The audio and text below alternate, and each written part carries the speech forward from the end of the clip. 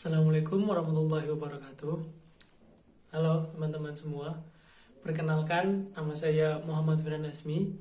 Kalian bisa panggil saya Firhan.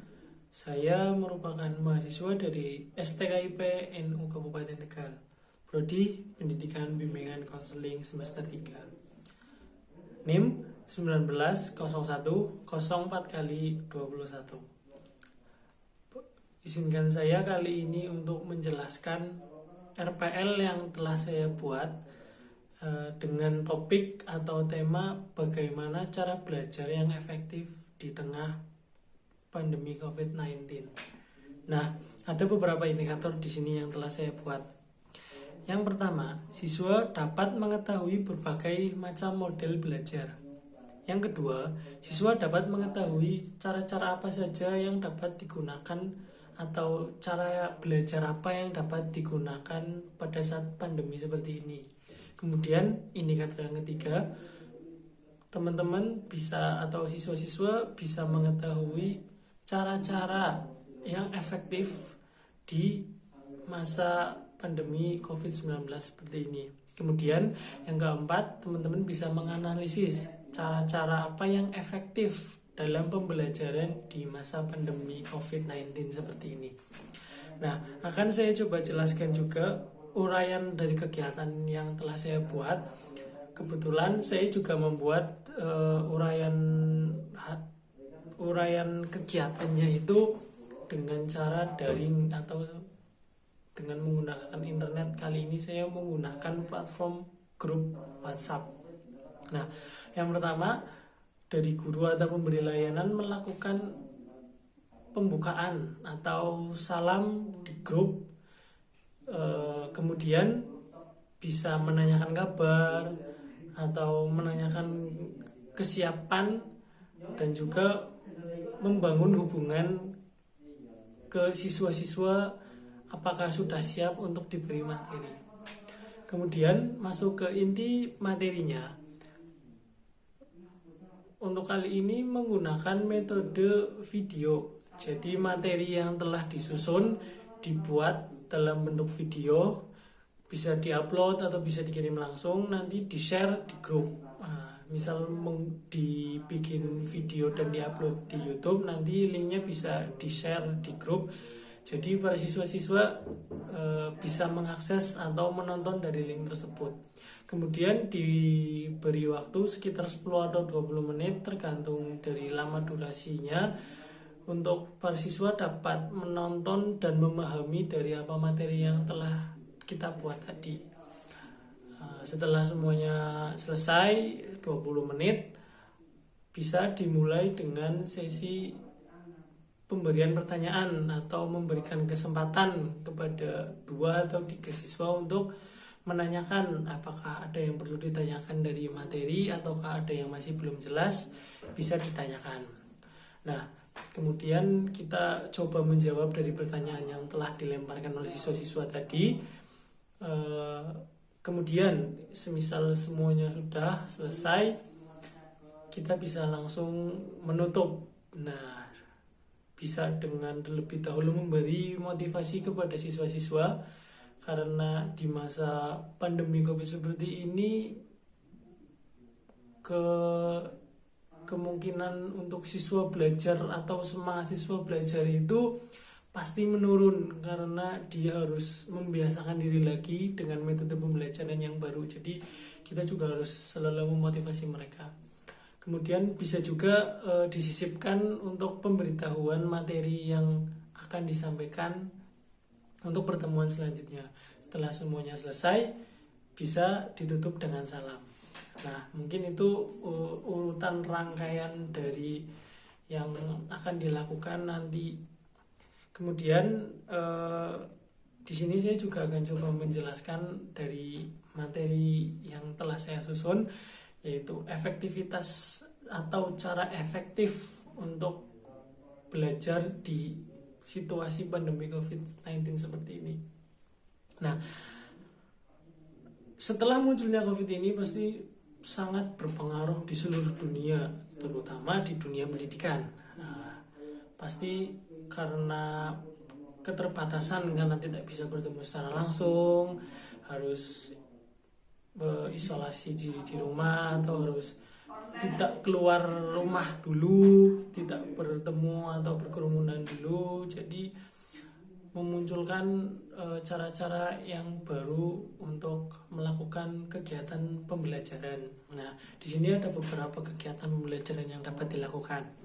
Yang pertama, project based learning. Bisa dikatakan project based learning itu memberikan project atau kesempatan kepada siswa dengan menggunakan project untuk mengeksplor kemampuannya dalam berkreativitas dan berinovasi. Bisa juga dilakukan dengan berkelompok, tapi tetap melihat zonasi. Jadi teman-teman misal lingkungannya yang dekat bisa disatukan menjadi satu. Itu juga bisa melatih gotong royong, rasa empati mereka, walaupun ya harus tetap mengikuti protokol kesehatan yang berlaku. Kemudian daring method ini yang cukup sering dilakukan, yaitu dengan daring. Jadi menggunakan internet, bisa dengan platform grup WhatsApp atau Zoom atau Edmodo atau banyak lagi platform yang dapat digunakan untuk menunjang pembelajaran. Jadi pembelajaran dilakukan dari rumah mereka masing-masing, memanfaatkan fasilitas yang mereka punya di rumah seperti HP, internet untuk dapat mengakses pembelajaran tadi gitu. Kemudian yang ketiga ada luring method. Nah, luring method ini biasa digunakan di wilayah atau zona kuning ataupun zona hijau, dan bisa juga dilakukan pada saat new normal kemarin. Nah, jadi yang namanya luring itu pendidikan yang dilakukan tetap secara tatap muka, namun dilakukan dengan shift-shiftan. Jadi mengurangi kuota siswa pada saat pemberian layanan ya, walaupun akhirnya waktunya dipotong atau dipersingkat. Nah, jadi nanti siswa itu dibagi menjadi beberapa shift. Nah, jadi tetap bisa belajar secara tatap langsung, tapi juga tetap bisa mematuhi protokol kesehatan yang berlaku. Kemudian home visit method. Home visit method yaitu guru-guru melakukan home visit atau berkunjung ke rumah-rumah siswa, dan bisa juga misal siswa yang rumahnya berdekatan bisa disatukan. Jadi proses pembelajaran dilakukan di rumah peserta didik. Nah, jadi si guru ini berpindah-pindah dari rumah peserta didik satu ke rumah peserta didik yang selanjutnya. Kemudian ada integrated curriculum. Integrated curriculum bisa juga hampir sama dengan yang pertama tadi.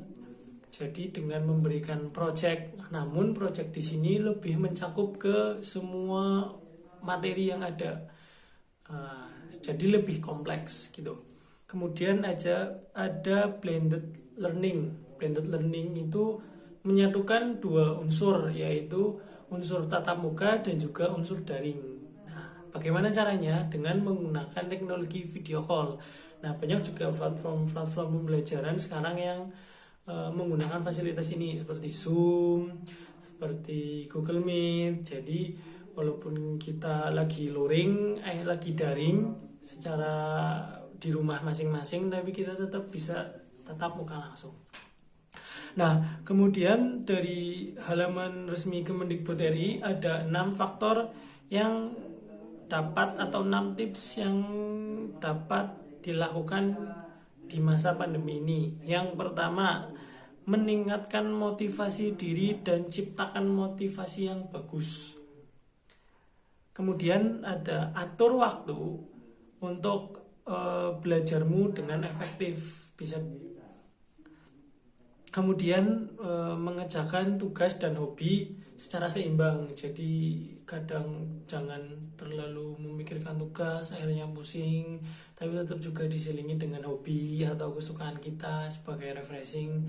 Tapi ya jangan sampai terlena, tetap harus memikirkan tugas. Itu sebagai refreshing aja biar seimbang. Jadi kita nggak pusing, nggak putek gitu.